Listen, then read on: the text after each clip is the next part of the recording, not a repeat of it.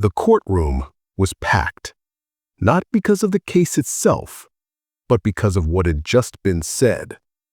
A young man, early 30s, confident but visibly angry, stood up and shouted, loud enough for the microphones to catch, "This whole thing's happening 'cause I'm black."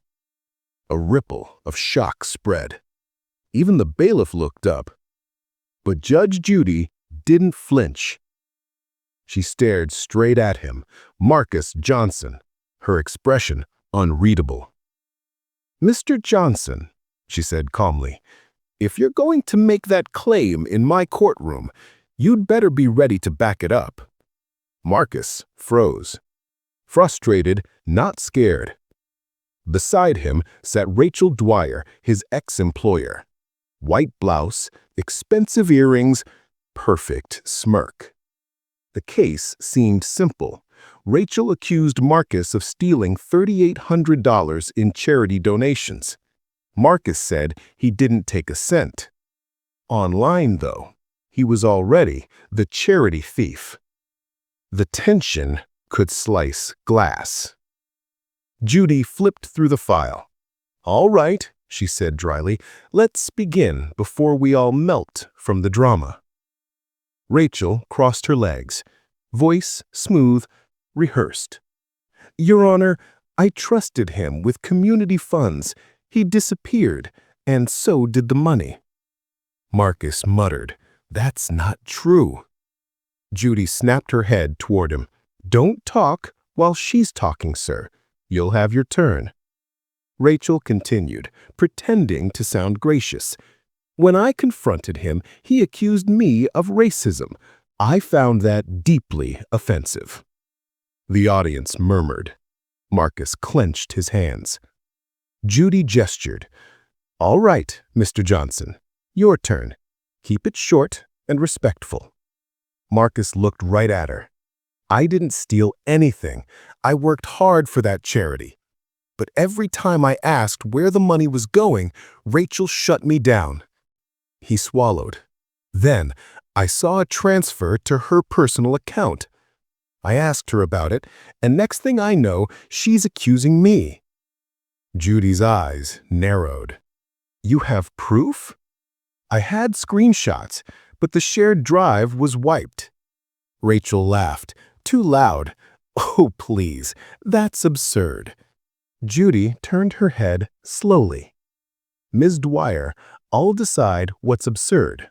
You'll decide when to stop interrupting. Understood?" Rachel went silent. A few chuckles rippled through the gallery. Then Judy asked quietly, "Mr. Johnson, you said this happened because you're black. Do you still believe that?" Marcus hesitated. "Yes, Your Honor. Because when I spoke up, I was called aggressive. When I asked for receipts, I was undermining authority. And when I pointed out the numbers didn't match, suddenly I'm a thief." You could hear a pin drop. For a moment, Judy just listened. Then she nodded. "We'll see what the evidence says. I care about facts, not feelings. That's all I want. The truth." Judy turned to Rachel. "You said $3,800 went missing. Show me how." Rachel smiled, again pulling printouts. "These are the PayPal records. The transfer came from Marcus's login credentials." Judy's tone dropped. "His credentials." "Yes, Your Honor." "So you're familiar with your system logs?" "Of course," Rachel said. "And who created those accounts?" Rachel hesitated. I did." Judy didn't move, just smiled, that dangerous kind of smile. "Well, Ms. Dwyer," she tapped the paper, "we'll find out who really used that login. And if I learn you were sloppy, or worse, dishonest, you'll regret not telling me the truth 10 minutes ago." Rachel's smile vanished. Marcus sat up, hope flickering for the first time. Judy leaned back. Bailiff, pull the PayPal tech logs, every IP address, every timestamp. Then she looked toward the camera. And for anyone watching this, she said with a faint grin, if you can't believe what's already coming out, hit subscribe, because something tells me this is just getting started. The gavel tapped once. Court was in session. The next morning, the courtroom was even fuller. Word had spread overnight Judge Judy's got a live charity scam case and it's heating up fast. Camera crews prepped, audience whispered, even the bailiff looked like he'd made extra coffee. Judge Judy entered, robe flowing like a warning. She took her seat, glanced at both sides, and said flatly, "All right, let's see who's been playing games." Marcus sat upright, hands tight. Rachel looked composed, but her smile was thinner. "Do we have the PayPal logs?" Judy asked. The clerk handed her a printout. She scanned it, eyebrow lifting. "Ms. Dwyer, you claim these transactions were made from Mr. Johnson's login." Rachel nodded quickly. "Yes, Your Honor." "Then explain why this transfer came from your office building, not his apartment." The courtroom erupted. Rachel froze. That must be a mistake." Judy didn't blink. "Funny, every other transaction came from the same network, same device ID, and you're the one who set up those accounts, right?" Rachel's lips parted, no words. Marcus chuckled quietly. "Don't get too comfortable, Mr. Johnson. I'm not finished." He nodded, smile gone. "Tell me your role in this charity," Judy asked Rachel. "I founded it, handled outreach, donations, staff. So you were the boss?" "Yes. And you're accusing him of theft based on evidence that traces back to your system." Rachel swallowed. The camera zoomed in. "This better start making sense fast," Judy warned. Rachel shifted, fidgeting. "Other staff had access. It could have been anyone." "Anyone?" Judy repeated. "You swore under oath only Marcus had credentials." Rachel froze. "So either you lied then or you're lying now." Silence. I may have misspoken." "Stop. You don't misspeak about who can access money." Marcus exhaled, a quiet, "Finally." "I'm listening now. Don't expect sympathy, expect justice." She turned back to Rachel. "I want 6 months of charity records. If any other errors appear, I'll know exactly what's been happening." Rachel muttered, "Yes, Your Honor." "In my courtroom," said Judy coolly, "lies travel fast, but the truth, it always catches up." The bailiff brought another folder. "Judge, we received a statement from a volunteer." She opened it. "Ms. Carla Reyes claims she saw you, Ms. Dwyer, slipping envelopes of cash into your bag after an event." Rachel scoffed. "That's ridiculous. Carla's jealous." "Oh, now everyone's jealous. Convenient." Judy's sarcasm hit hard. Marcus smirked. "Wipe that off your face," Rachel hissed. "Enough," Judy snapped. "You don't whisper in my courtroom." Rachel went silent. "Here's what I think," Judy said. "Someone's been dipping into donation money and using this man as a scapegoat. Whether it's you or someone you hired, I'll find out." Rachel muttered, "I don't have to sit here and be accused." "You absolutely do," Judy shot back. "You brought this case, and now it's unraveling faster than a cheap sweater." Marcus covered a laugh. "Don't get smirked," Judy warned. "If you're hiding anything, I'll find it." "I've got nothing to hide, Your Honor." "Good, because this case isn't about money anymore, it's about integrity." The bailiff handed another page, a bank report. 3 transfers, all matching the charity's donations, went straight into Rachel's personal account. She read it slowly. "You've got a problem, Ms. Dwyer."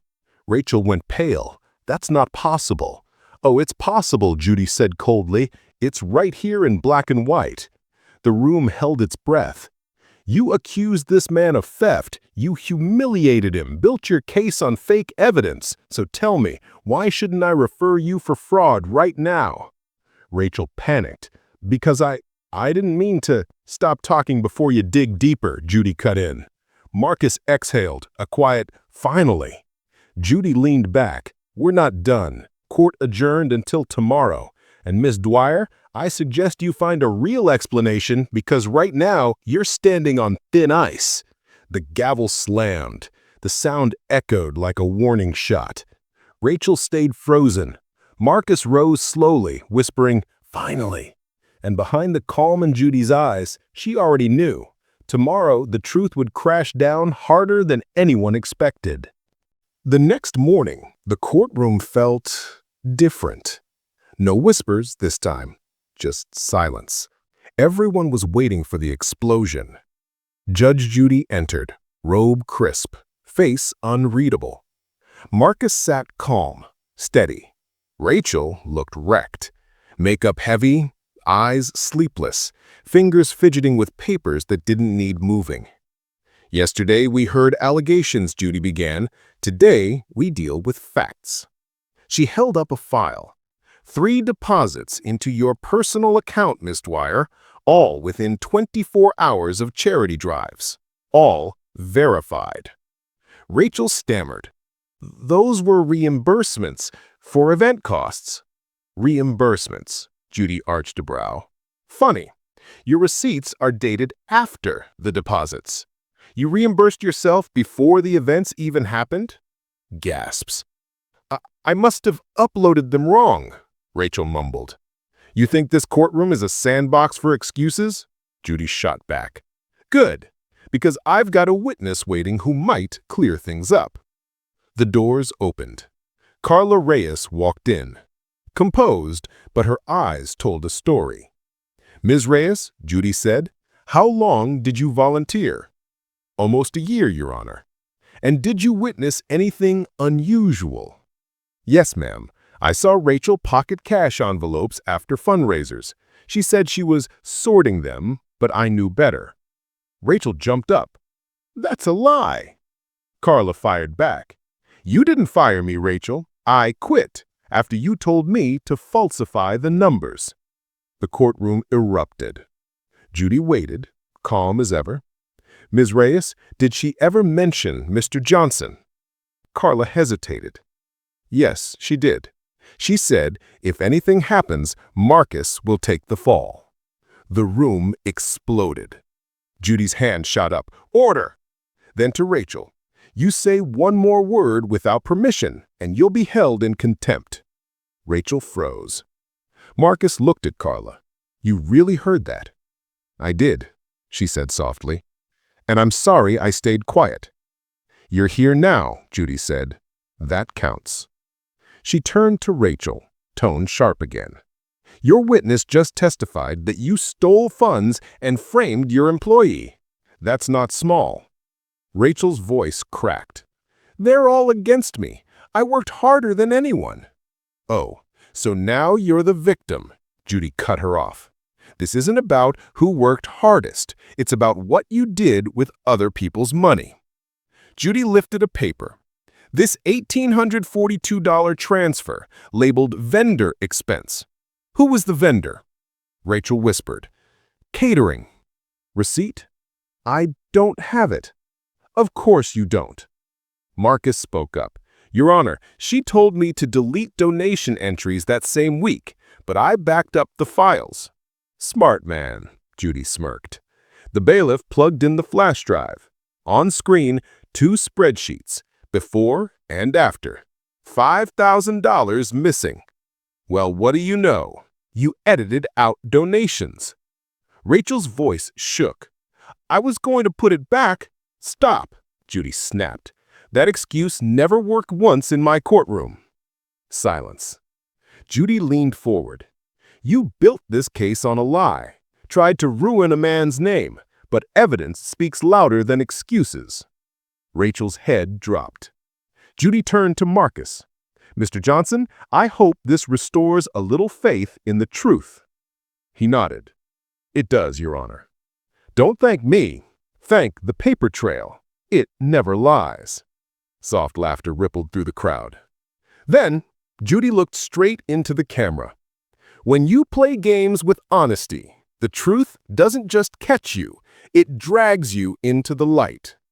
Rachel sat shaking. Marcus exhaled in relief. Judy stacked her papers neatly. We'll move to restitution tomorrow.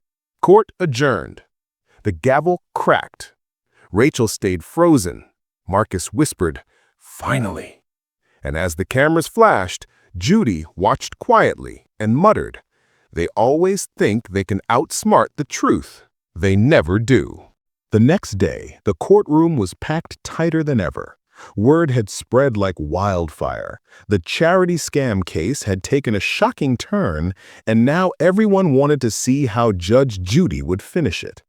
Marcus stood tall near his table, calm but still processing everything. Rachel sat beside her attorney, her usual air of control gone. She looked smaller now, almost lost. The cameras were rolling. The world was watching. Judge Judy entered, her robe flowing like armor. The chatter died instantly. You could hear the creak of the floor as she took her seat. She adjusted her glasses, looked straight ahead, and began without a smile. Yesterday, this courtroom uncovered a betrayal, not just of trust, but of decency. Rachel's head hung low.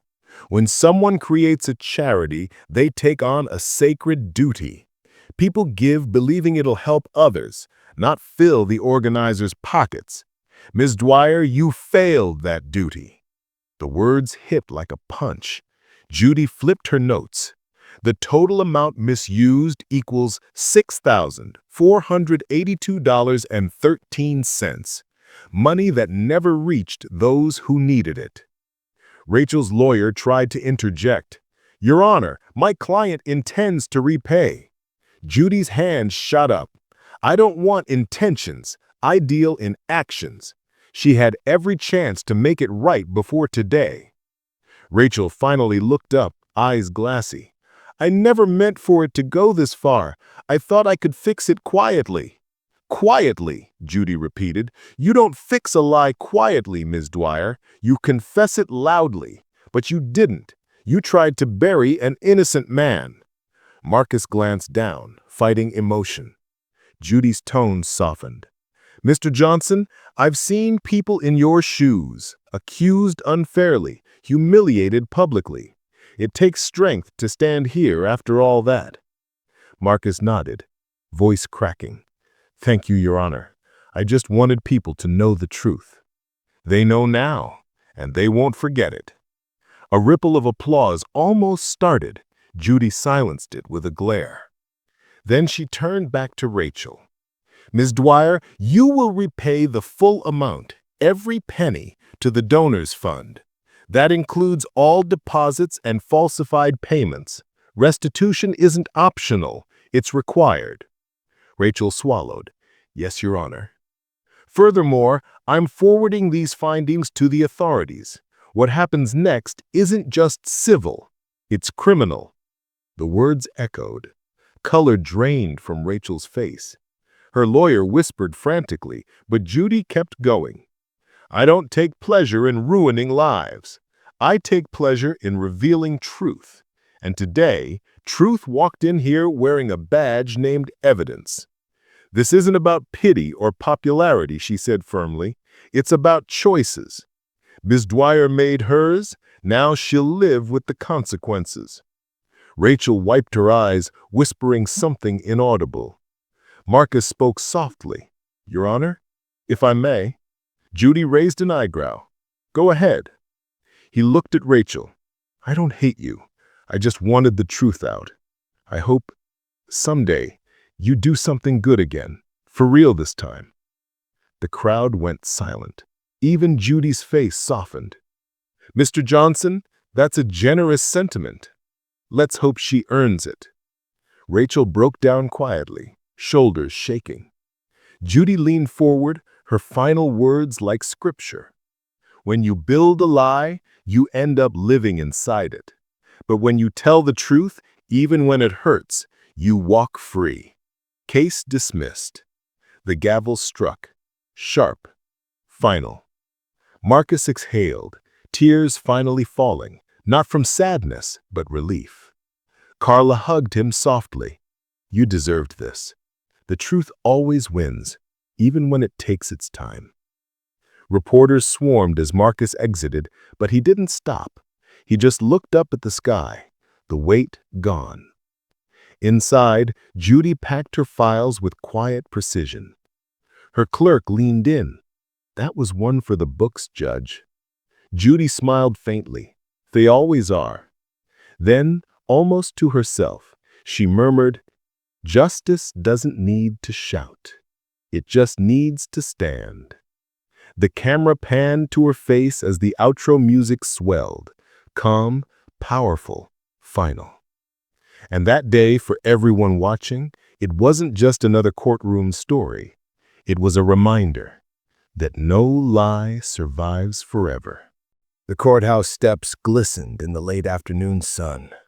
The crowd outside had swelled, reporters, cameras, curious onlookers, all buzzing, microphones raised, voices overlapping. Marcus Johnson emerged through the double doors, suit slightly wrinkled, expression calm, yet stunned. For the first time in months, no accusation hung over his head, only truth.